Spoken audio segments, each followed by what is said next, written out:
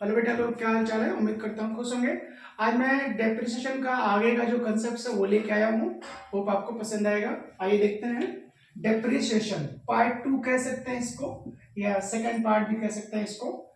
Simple, आपको डेप्शन क्या होता है ये तो हमने आपको बताया था। Depreciation any deficiency in the value of asset due to wear and tear. आज जब उसको यूज करते हैं तो यूज करने के कारण जो असेट की वैल्यू में कमी आती है उसको हम बोलते हैं क्या, डेप्रिसिएशन। हमने आपको मेथड के बारे में बताया था। एक मेथड हमने बताया था आपको, एसएलएम, स्ट्रेट लाइन मेथड।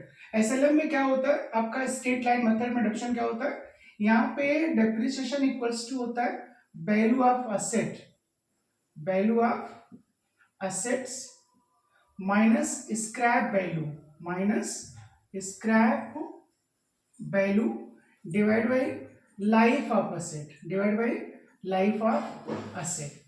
अब आपका वैल्यू ऑफ असेट क्या होता है, वैल्यू ऑफ असेट होता है जो आपने परचेज करा असेट को ना, उसकी जो परचेज कॉस्ट है, जो उसकी परचेज कॉस्ट है, जो उसको एक्वायर करने की कॉस्ट है, प्लस आप उसको लेने जाओगे ना तो आप उस पर फ्रेट लगाओगे, लेके आओगे तब भी फ्रेट लगेगा, तो फ्रेट भी आप उसको क्या कर दो, ऐड कर दो। तो फ्रेट आप ऐड कर लो। साथ ही साथ कोई भी डायरेक्टली एक्वायर करने पे जो खर्च किया, यानी directly those expense directly attribute to the such asset, यानी ऐसा एक्सपेंस जो आप उसी एसेट पे लगा रहे हो, वो सारे के सारे डायरेक्ट एक्सपेंस भी आप इस पे ऐड कर दो। तो ये हमारा बन जाता है कॉस्ट।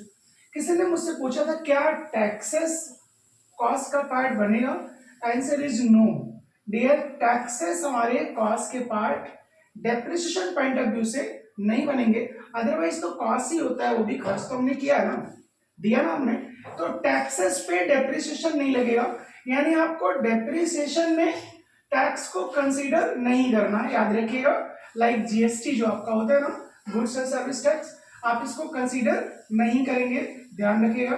टैक्सेस कंसीडर नहीं करना है, तो कंसीडर क्या करना है आपको, जो परचेज कॉस्ट है, जो फ्रेट्स वगैरह आपने करा, जो डायरेक्ट एक्सपेंसेस किया, यानी उसमें कुछ फाउंडेशन वगैरह बनाने के लिए करते हैं ना, इरेक्शन है, रिपेयर है, ओवरहॉलिंग है ना, तो ये सारे expenses at the time of purchase आपने किए, तो सबको आपको क्या कर लेना, ऐड कर लेना है। अब value of asset minus scrap value divide by life of asset.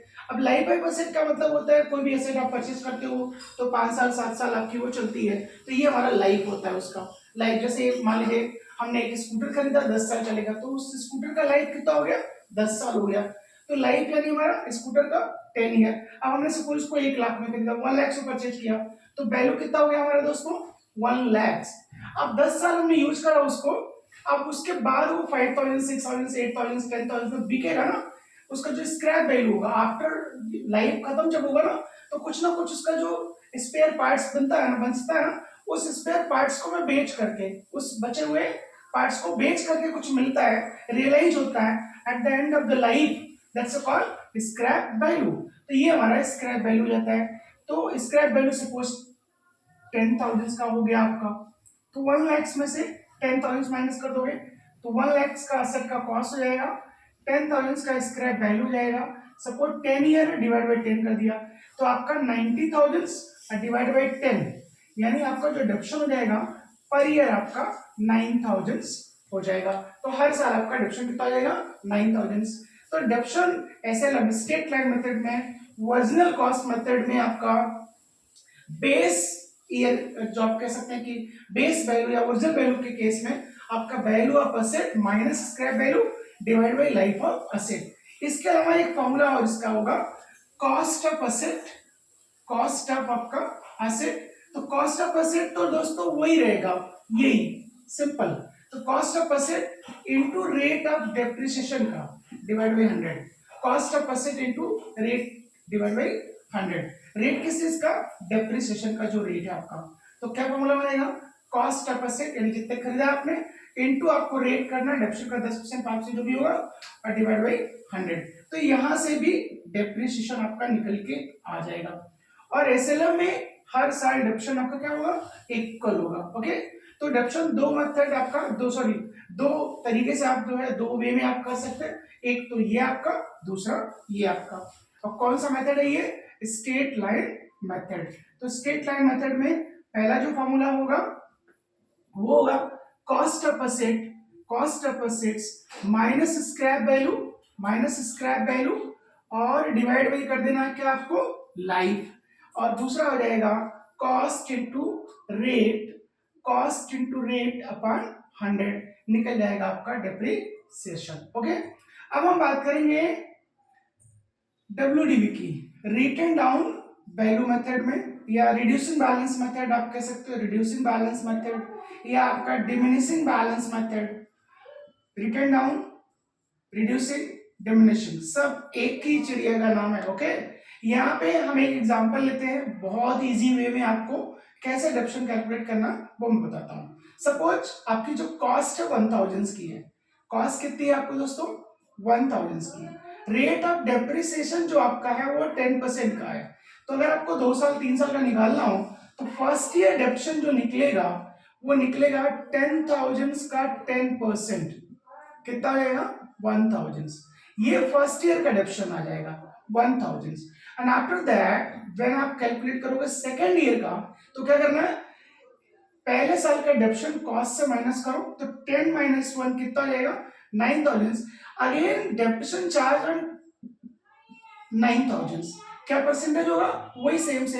अब यहाँ हो गया कितना हमारा 900। अब ये 900 माइनस करोगे इसमें से तो आ गया हमारा कितना 8100। अब थर्ड ईयर जब डेप्रिसिएशन चार्ज करोगे आप इस पे 10% करोगे, यानी आपका 110 हो जाएगा। तो ये रिड्यूसिंग बैलेंस मेथड में, डिमिनिशिंग बैलेंस मेथड में डेप्रिसिएशन निकालने का जो प्रोसीजर है वो आपका हो जाता है। ओके, अब कभी कभी प्रोडक्शन बेस पे आ जाता है, तो प्रोडक्शन बेस में वेरी इजी, आप सपोज करो एक आपने माइन लिया है ना, माइन तो समझते ही है, आपका जो कोल माइन वगैरह होती है जिसमें आप जो है प्रोडक्शन करते हैं, कोयल वगैरह निकालते हैं प्रोडक्शन बेस पे। अब माइन आपने 10 लाख का लिया, कितने का लिया आपने 10 लाख का माइन आपने ले लिया, सपोज करो। अब उसका जो वैल्यू है वो हमने डिसाइड कर लिया, कितना है वो 10 लाख का। अब जो उसकी जो लाइफ है ना, लाइफ उसकी है, वो कह रहे हैं कि जो आउटपुट निकलेगा टोटल ड्यूरिंग द ईयर या ड्यूरिंग द लाइफ साइकिल जो भी उसका होगा, हमने जो माइन लिया, अब वो कह रहे हैं कि वो 20 लाख का है, 20 लाख टन का है, 20 लाख किसका है, टन का। तो 20 लाख टन अगर हम उस माइन से निकालेंगे तो कितना हमको पे करना पड़ेगा, 10 लाख। ओके, तो 10 लाख रुपीज हमको पे करना पड़ेगा 20 लाख टन आउटपुट निकालने के लिए। तो इसका मतलब अगर हम डेप्रिसिएशन निकाल लें तो पर टन देखना पड़ेगा हमें कितना रुपया देना है, तो 10 लाख का वैल्यू और डिवाइड बाय लाइफ कितना दोस्तों 20 लाख, डिवाइड कर दो। तो अगर आप 1 टन निकालोगे तो कहीं ना कहीं 0.5 का आपका नुकसान हो रहा है, यानी यही हमारा क्या हो जाएगा, डेप्रिसिएशन हो जाएगा। ये तो रुपी वाइज हो गया। अब इसी आउटपुट पे अगर आप देखो तो अगर आप 1 टन पहले साल निकाल लेते हो, 1 टन आप निकाल लेते हो फर्स्ट ईयर, तो ये हमारा 1 टन क्या हो जाएगा, डेप्रिसिएशन हो जाएगा। वैल्यू वाइज इस तरह निकाल सकते हो, आउटपुट वाइज इस तरह निकाल सकते हो। आपने 2 टन निकाल लिया तो 2 टन ही हमारा क्या हो गया, डेप्रिसिएशन, यानी जितना हमने यूज कर लिया वही तो डेप्रिसिएशन हुआ हमारा भाई। तो ये हमारा वेट वाइज डेप्रिसिएशन हो जाएगा, बट हमें लेना किस में, वैल्यू वाइज। तो ये हमारा हो जाता है प्रोडक्शन वाइज। अब सपोज करो बेटा हमारा एक टायर है, हमने गाड़ी में टायर लगवाया, अब वो टायर का जो लाइफ है वो 50,000 किलोमीटर है। अब ये जो टायर हमारा है वो 50,000 किलोमीटर चलेगा। अब वैल्यू सपोज करो हमने 10,000 दिया, तो 10,000 हम खर्च कर रहे हैं कितना चलाने के लिए, 50,000 किलोमीटर। तो पर किलोमीटर कितना निकलेगा, पर किलोमीटर डिवाइड बाय 50,000 कर दीजिए। ओके, तो पर किलोमीटर, तो यही हमारा क्या हो जाएगा, डेप्रिसिएशन हो जाएगा। आप 50,000 से डिवाइड कर दीजिए जो उसकी लाइफ है, तो ये हमारा पैटर्न निकल के आ जाएगा। तो इस तरह से ये हमारे मेथड हो जाता है डेप्रिसिएशन के। अब हमें क्या करना है, हमें करना है जनरल एंट्री। तो सबसे पहला जो एंट्री हमारा होगा वो होगा हमारा असेट परचेज करने का।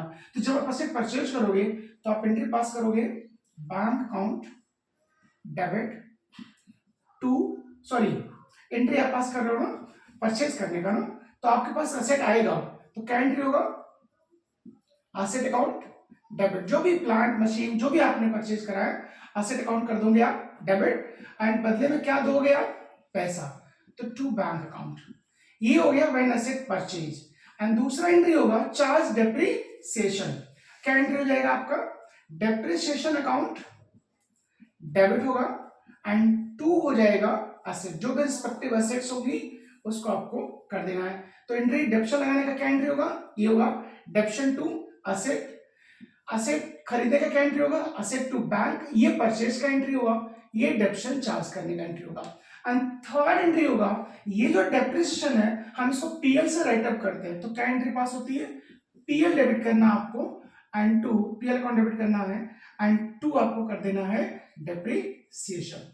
तो ये हो गया when depreciation charge from PL, तो PL account debit to depreciation, PL account debit to depreciation. तो इस तरह से तीन एंट्री आपकी दोस्तों, परचेज करने का असेट टू बैंक, डेप्शन लगाना है depreciation to bank, sorry depreciation to asset, and PL to depreciation. तो ये हमारा हो जाता है जनरल। इसके बाद जो असेट हमारी है हम उसको क्या कर देते हैं, सोल्ड कर देते हैं कभी कभी। तो जब आप असेट सोल्ड करोगे, अब आपके पास पैसा आएगा, तो क्या एंट्री आप पास करोगे, बैंक अकाउंट डेबिट, और असेट आपने सोल्ड कर दिया तो हमारी असेट जो क्या हो जाएगी, चली जाएगी, तो टू असेट अकाउंट। अब ये असेट लॉस पे भी हो सकता है और प्रॉफिट हो सकता है। लॉस होगा तो लॉस को डेबिट कर देना, प्रॉफिट हो गया तो प्रॉफिट को क्या कर देंगे आप, क्रेडिट कर देंगे। तो इस तरह से कोई भी एसेट जब आप बेचते हो, लॉस पे बेचा तो bank debit, loss on sale of asset debit, and to asset. और प्रॉफिट पे बेचा तो bank debit, asset debit, and to profit. तो मैं इसको एक बार क्लियर लिख दे रहा हूं आपको। आप सपोज करो 10,000 की एसेट को 10,000 पे ही बेचा, there is no profit and loss, तो पैसा आएगा आपके पास कितना, बैंक अकाउंट कितना आप डेबिट करोगे, 10,000। कितने का एसेट चला जाएगा आपका, 10,000 का, तो बैंक टू एसेट हो गया 10,000 ओके। अब इसी 10,000 वाली एसेट को सपोज आपने 12 में बेचा, आपके पास पैसा कितना आएगा, 12,000, तो यहाँ पे 12 हो जाएगा। इस केस में आपका प्रॉफिट हो जाएगा, तो to profit on sale of asset, तो profit on sale of asset कितना, 2,000। 10 वाले को हमने कितना बेचा, 12 में, तो 2 का हमारा क्या हो जाएगा, प्रॉफिट हो जाएगा। सेम पैटर्न पे अगर हम इसी 10 वाले को 8 पे बेचे, 8 पे बेचे, तो 8,000 का हमारा क्या हो जाएगा, बैंक। अब यहां हमारा लॉस होगा, तो लॉस भी हमें क्या करना है, डेबिट, तो loss on sale of asset debit कितना, 2,000, तो ये टोटल हो गया हमारा 10,000। तो इस तरह से ये हमारा एंट्री कंसेप्ट भी क्लियर हो जाता है, और कैसा में डिडक्शन निकालना है वो भी हमारा क्लियर हो जाएगा। एक बात याद रखिएगा हमेशा, लैंड पे कभी भी डेप्रिसिएशन नहीं लगता है। होप आपको इतना क्लियर हो गया होगा। आगे हम फिर आपको नेक्स्ट पार्ट में लेके आएंगे बैलेंस बचा हुआ portion. Thank you so much.